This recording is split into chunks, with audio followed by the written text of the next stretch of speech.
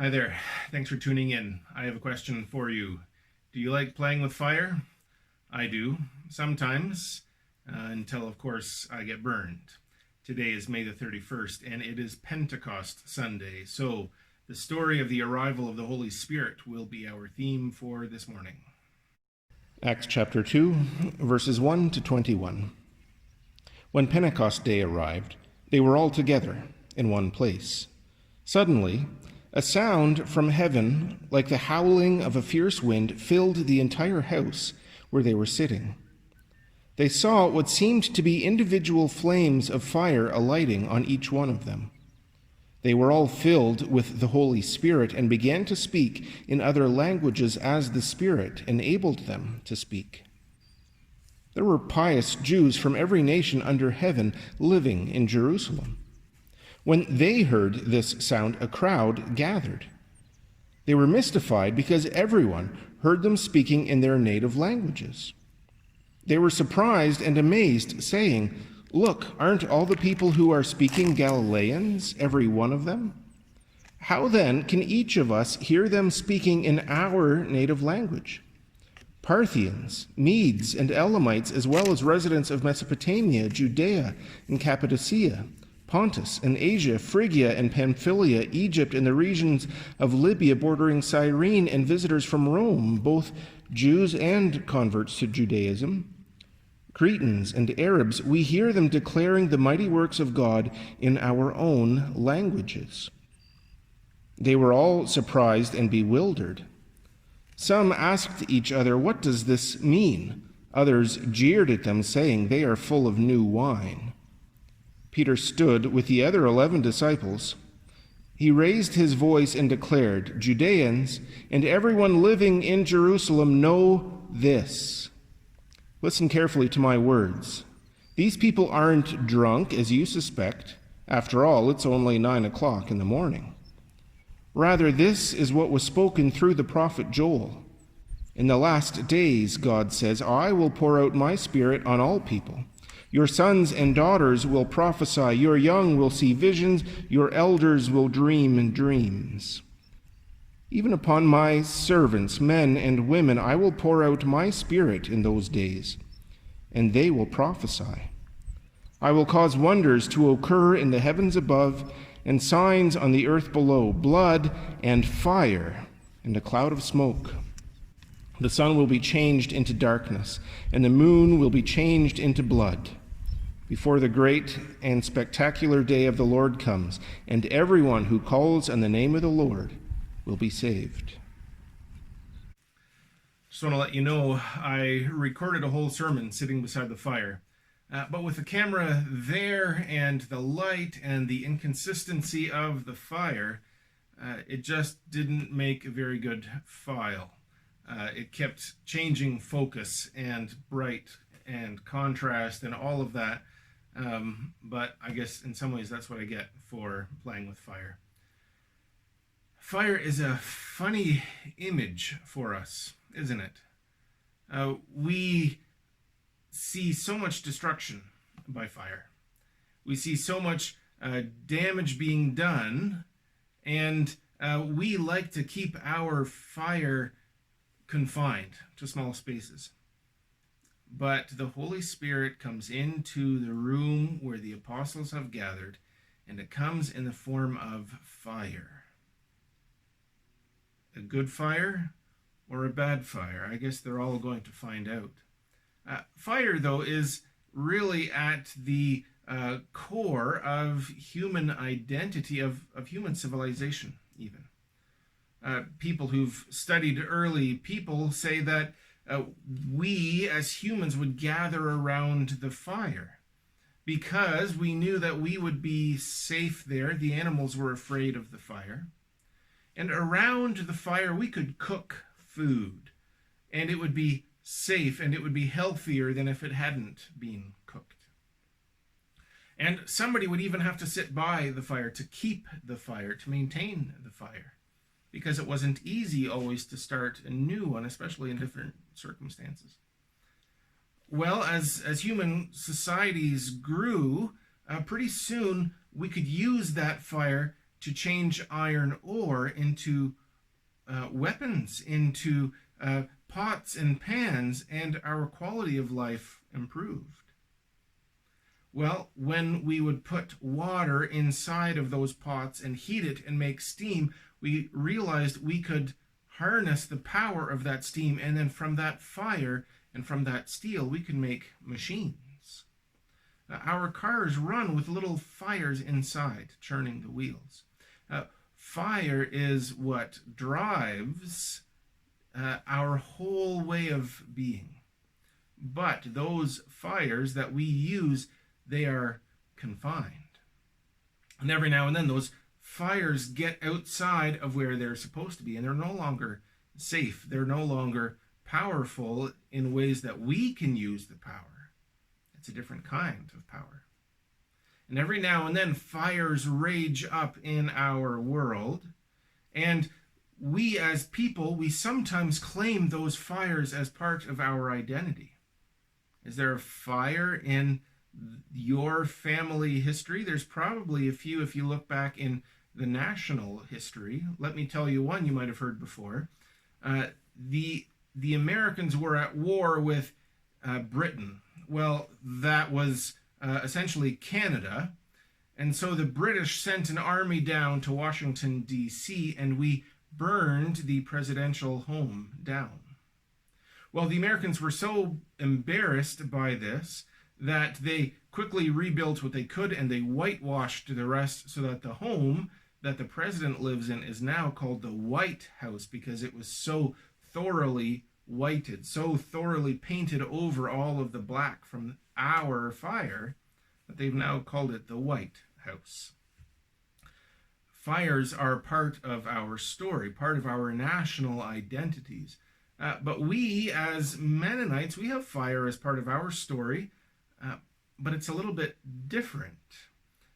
We, as Mennonites, we tell the story of early Anabaptists who are excited about Jesus, but in countercultural, revolutionary kind of ways. And so they were arrested and tortured and killed, oftentimes by fire. And so within our stories are stories of people like Dirk Willems, who acted courageously and bravely and compassionately, and still they were arrested, tied to a stake, and died in a fire. When we look around us, we see fires. Just this week, with the death of a man in Minneapolis, George Floyd, the people of that city have erupted in angry violence, and as a result, there have been fires. This isn't the first time we've seen this kind of trouble. And I was in Minneapolis a few years ago, and I wanted to tell a story of what I saw then. And it's maybe not a story that reflects well on me and my level of preparedness. Surprise, surprise. But I was, ahead of time, I researched how I was going to get from the airport to the hotel. This is always a difficult thing, always an expensive thing, and I was determined I was going to get there as cheaply as possible. Well, so what I did was I researched that I could take the city bus from the airport to downtown, and from that downtown hub, I could catch a bus from there right to the hotel. It would take a little bit longer than a taxi, but it would be considerably cheaper. So that's what I did. I got off at the airport. I hopped on the right bus. It was exactly where it said it would be. It dropped me off downtown, right by the hub, right in front of where the Minnesota Wild play. So that was exciting. And so I stood there waiting for my connecting bus. And the time came when, according to my schedule, it would be there, and there was no bus. And I waited and I waited, and I started to look into things. Now, I had my phone along, but I hadn't put up a data plan, and I hadn't set up a roaming plan, so I couldn't use my phone. I was entirely left to my own devices. But what happened was I could get Wi-Fi from a nearby cafe, and I realized what I had done was I had taken the weekday schedule, but I was there on a Sunday, and the Sunday schedule didn't have as many buses. So I decided I would take a bus that would take me as far as possible in that general direction, and then I would walk the rest of the way, which was still a fair distance. Uh, but as I rode the bus, I realized that the bus was taking me through not the best part of the city. And the houses were run down, and the infrastructure wasn't good. The roads weren't good. The schools were underfunded. And I started to realize this was generally a black neighborhood, as I could see the people who were living there. And when I got off the bus, when I got to the end of the line, the bus had Wi-Fi. I could update my map, and I knew where to go. But I realized that this neighborhood was not doing well. It was impoverished. It didn't have a lot of the same amenities that the other neighborhoods that the bus had just recently driven through. So now, as the city is erupting in violence, I can't help but realize that the people that I saw, some of whom I chatted with, they may very well now be caught up in some of that angry resistance. Already in our society, we had a simmering level of racial tension. And then on top of that, there are segments of our society, both in rich and poor societies, white societies, black society, immigrant, established. There are just some people who really just want to see things burn. And so we have an incident like this revealing what a lot of people see as systemic injustice, and all of that kindling that was just waiting to be ignited goes off. And so we see what's happening here when when violence erupts, violence begets violence. And when we say that, we are neither celebrating the retaliatory violence that springs up, nor are we justifying the initial act of violence.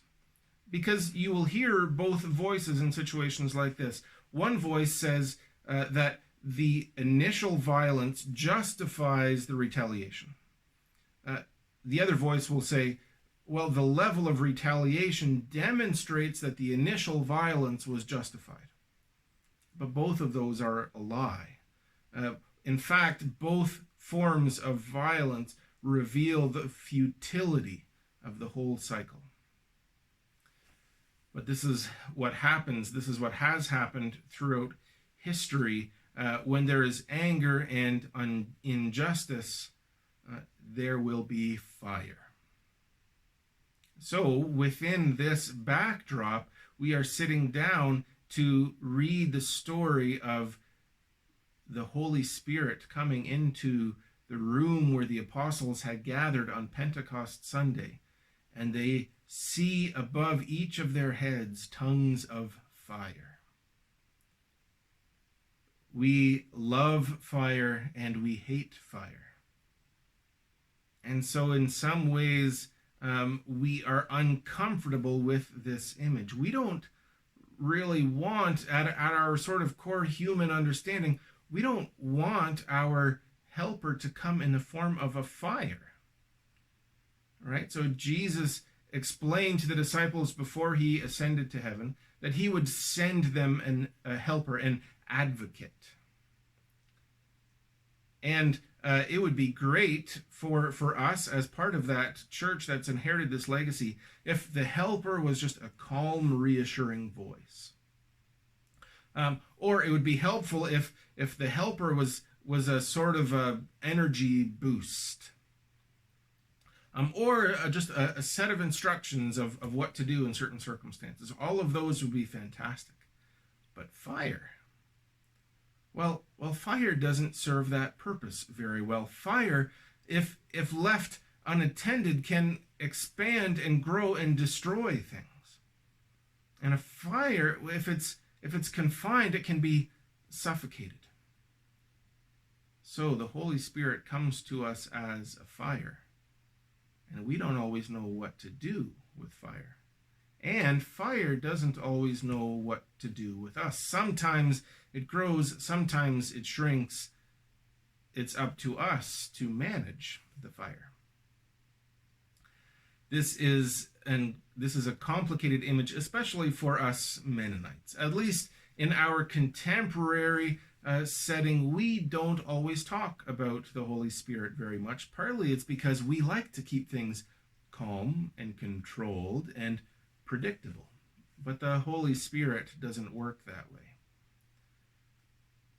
The Holy Spirit works like a fire. So I want you to picture a fire in your mind. It can be one of the ones you've seen on the news, of buildings, of workplaces, of homes being destroyed by fire. It could be the earlier image of the campfire that I started. Which fire are you imagining? The fire might bring comfort, or it might bring fear. Fire does that. So then what is the Holy Spirit doing in your life? See, when I mentioned before, when humans learned that they could apply fire to iron, then they could take something that had been kind of dug out of the rocks and they could melt it and form it into something useful and valuable. And when those rocks might have had gold or other precious minerals inside of them, then that could be melted down to form beautiful jewelry, to be shaped into beautiful statues or artwork, or turned into currency. Fire has the power to refine, to cleanse, but only if we put everything into the fire. If we hold back a part of the iron ore, we're not going to get very good iron. If we set aside part of the rocks around the gold, we are not going to get good gold, good jewelry. The Holy Spirit is ready to burn inside of your life. But what kind of fire will it be? Some of us feel like we have already quenched that fire. We haven't given it room to breathe. And so we worry that it's been extinguished. For some of us, we just open the floodgates and we want the fire to burn everything. And we've confused our fire, our passions with the Holy Spirit. And those fires that we've started have destroyed relationships, have destroyed communities. But the Holy Spirit doesn't destroy, it builds up. Some of you as farmers or observers of farmers have seen that the farmer will often burn back the grass. The Blackfoot people here for centuries would burn huge swaths of prairie grass and even some of the forest. And what would happen was that the burned away land would soon be filled with thick, lush, beautiful, and even delicious grass because the bison would come back. That's why they made the fire. The fire has the power to purify because it can burn away the junk that doesn't need to be there. In refining of gold, it burns away the extra garbage. Inside of you, the Holy Spirit is ready to burn away the extra garbage, but it can't if you're holding on to the other stuff. It can't if you're confining and restricting the Holy Spirit. If we let it burn away the garbage in our lives, then there will be new growth. Just like in the prairie grass, just like in the forest, when the fire has gone through and destroyed the old dead wood, the old dead grass that was there, what will grow back will be new and will be strong and will be beautiful. So this Pentecost Sunday, make room for the Holy Spirit to burn away the garbage in your life. Amen.